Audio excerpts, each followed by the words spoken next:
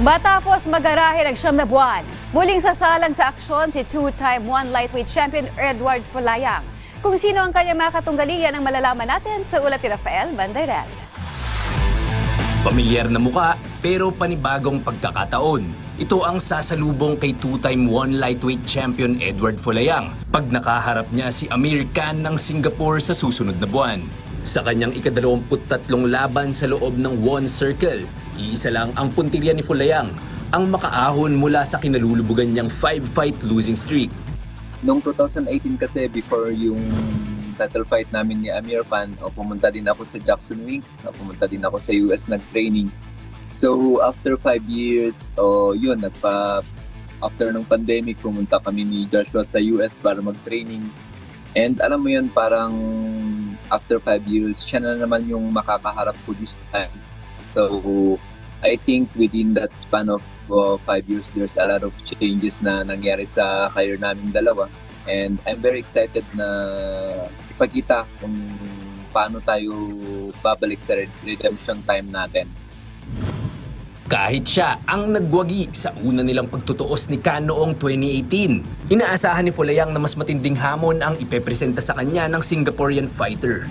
Kasi syempre, for him, he will not be doing the same mistake.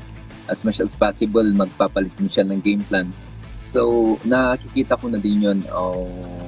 For me, as a striker, I need to work on the things that I lack, especially sa ground, sa wrestling, and it will be an exciting match for me para itest ko kung paano yung development ng career path ko after 9 months na wala tayo sa laban. Ito rin ang unang pagkakataon na sasalang sa aksyon ang tubong Baguio na si Folayang matapos niyang lumipat sa bago niyang kampong Lions Nation MMA. Yung familiarity with the same team before, and now talagang you step out dun sa comfort zone mo and stand on your own. And syempre, luckily, masaya ako kasi may mga tropa, may mga kasama pa rin tayo na who will help us and who will be working with us dito sa endeavor natin.